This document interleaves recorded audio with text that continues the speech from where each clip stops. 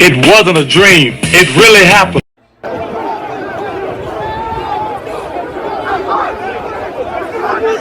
The fuck out of here!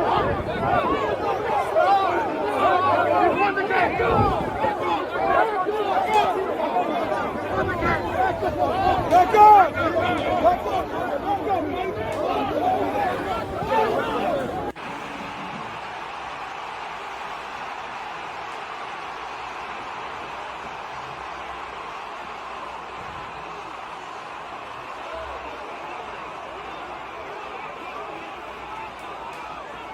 Ohio State field, and the Buckeyes rushed right to him.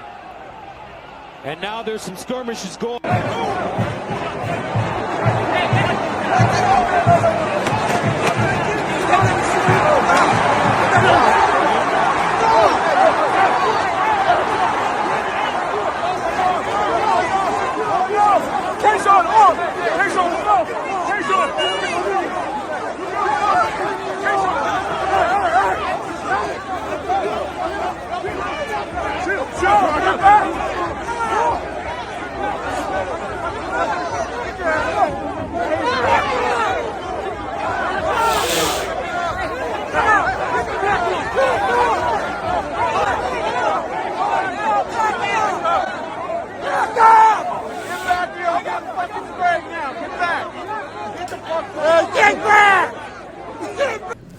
Along the aisle, Jake Trouter, ESPN.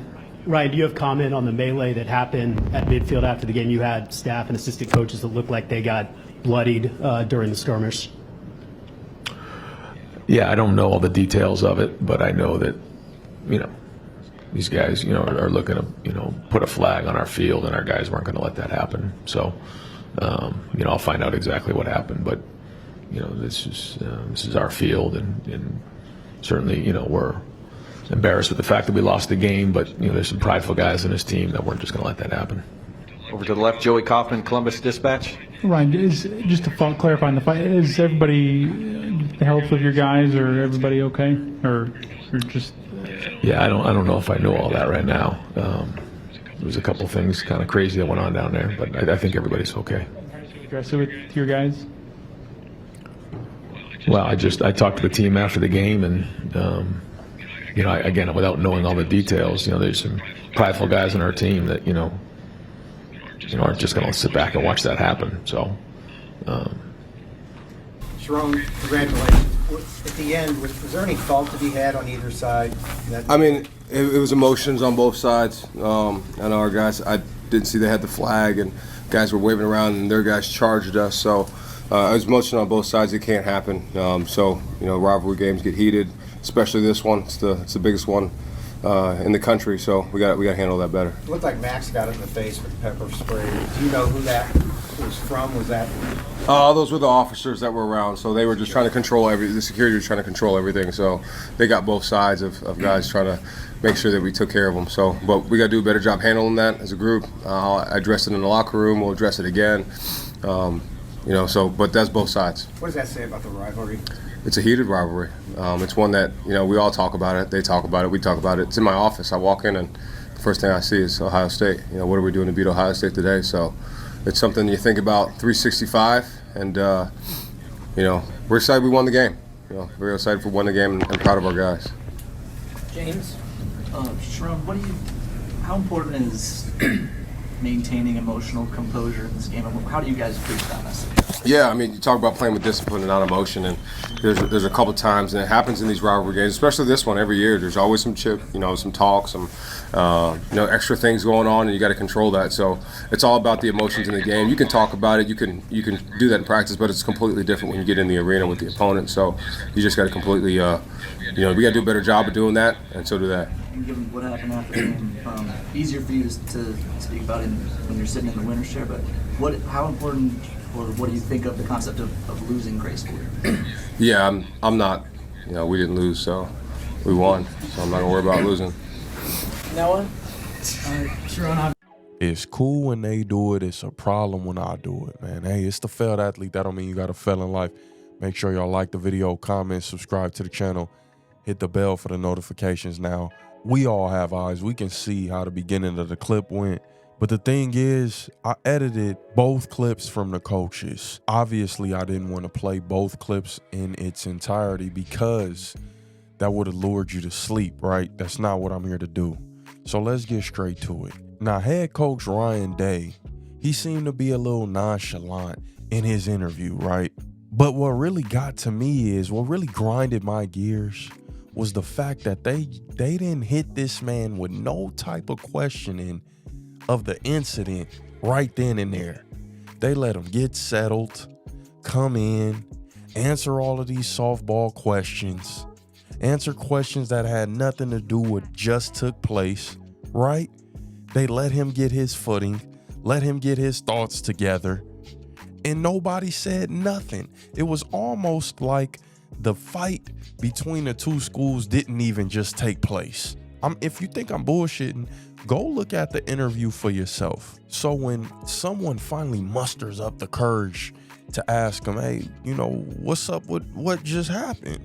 You know, do you take any accountability for that? I mean, what's good? We all sat here and heard the response. No accountability.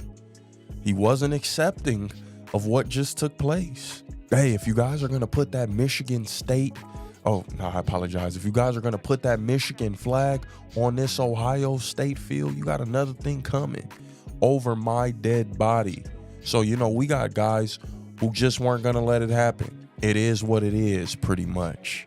Huh? What? When has that ever been okay? I mean, where they do that at, right? Because I know if the tables were turned, if that coach had been maybe of a different hue,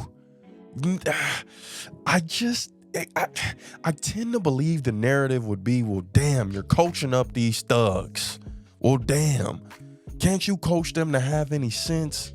Well, look what type of people are over there at Michigan. Look what type of guys they're bringing in. They're not bringing in scholar athletes. They're bringing in thugs from off the street. Despicable behavior, a despicable display. Look, this is as bad as Malice in the Palace. And look at them, they're from Michigan, so of course they got some of that Malice in the Palace in them. Why do I feel like that would be the narrative? But it just seems like it's cool when they do it. It's a problem when I do it. Now, let's talk that talk. Soon after, I go check in with the Michigan interview. Shout out to Sharon Moore, a second-year guy, a guy who really earned his way by being a replacement coach, but they gave him the head coaching job that next year. They said, you know what, we're going to test you out for a year or two, see what you do. You did solid with the intramural coaching. I'm saying that wrong. Intramurals, that's who. The interim head coach, right? You did solid, so we'll keep you there. We'll keep you there. And he's been doing his thing, kind of.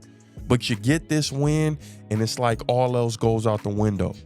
You don't really have to be successful as long as you come in and get that Ohio State game. And that's what a lot of rivalries are built on. Montana State, I'm going to go to that. To a lesser extent, UNLV, Reno, you know, they bringing home that cannon. Oregon State, those games mean something. Oregon State could lose every game. If they pulled off a win against Oregon, oh my God, that's a blessed season, right? So let's put stuff in perspective. And this one, like the coach said, is the biggest one in the nation, at least one of them. You got your Florida States, to each their own, to each his own, right? Let's get it out the mud. So I go check out his interview, and there's some drastic differences there. Nobody allowed him to celebrate. Nobody allowed him to be able to reflect on the win. Reporters got to it immediately. So what happened? You know, tempers were flaring out there. Well, you know, how do you go about controlling one's emotions in a game like this? Mind you, Ohio State, they plant flags in people's field too. That's not something that's an uncommon thing for Ohio State to do. Just go do your own research. Ohio State has planted the flag on opposing teams' field multiple times, man. Not about to sit here and act like these dudes are angels. And so doubling back, you getting these questions and it's like, well, damn, let the brother breathe for a second. How about you wait, ask some questions about how much this game meant to the Michigan faithful, go blue. How about you come at it that way, you know? How about you come at him with them softball questions? But it's, well, damn, you know, well, how do you feel about, you know, losers and people being able to lose gracefully? Nigga, we won the game. The hell is you asking me some loser questions for? Go hit them with them questions. Why are you asking me the questions you need to be asking the head coach of Ohio State? I don't understand sometimes. But then again, I do. Let's not make this a race thing. Let's not make this a black and white thing. Hey, listen, the better man won today.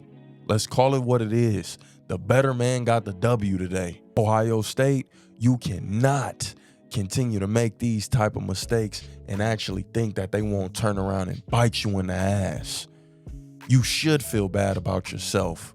You've been taking L's to Michigan in this game for the past 4 seasons, I believe. It's cool when they do it. It's a problem when I do it. I just want to call a spade a spade. I just want people to start being real about what you witnessing. It's right in front of you. God damn. How in the hell was that coach able to get through 10 to 12 minutes before somebody asked him about what just took place? But yet the winner comes in and this all y'all got to talk about. Damn, this shit getting spooky. But I know how to silence the haters. I know how to silence the critics. What J-Rock say? Win. Win, win, win, win. Right? That's really all you can do. Because people gonna give you the short end of the stick regardless. So you might as well get the W. Shout out to the Michigan faithful, man. Shout out to OSU. I hope y'all get y'all shit together. Because them national championships don't mean shit if you're losing to Michigan, man. You might as well gave the natty to Michigan. You might as well gave them the natty. You might as well gave them the natty. That's what a real rivalry's about. And I got a bone to pick. I'm not even going to call them by name because you don't deserve that. You're not taking no accountability. You don't get Coach KD even saying your name. I'm going to call him the head coach of Ohio State. The Ohio State Buckeyes, by the way. That's a damn shame. That's a damn shame you just allowing it. Oh, now you just allowing it, huh? But no, you know what, though? The team is a reflection of the goddamn head coach. It starts at the top. It starts at the top. So I'm calling you out. I'm calling you out for that poor display, that poor sportsmanship. If you listen, you don't have to worry about nobody planting that flag on your field if you get that W like you supposed to. They came in your house, took that W. I'm Jameis over here. Y'all can't see me, but I'm Jameis. Eating W's. Eating W's. Ohio State, y'all should feel the same to yourself, man. It's the failed athlete. That don't mean you got to fail in life. Come on.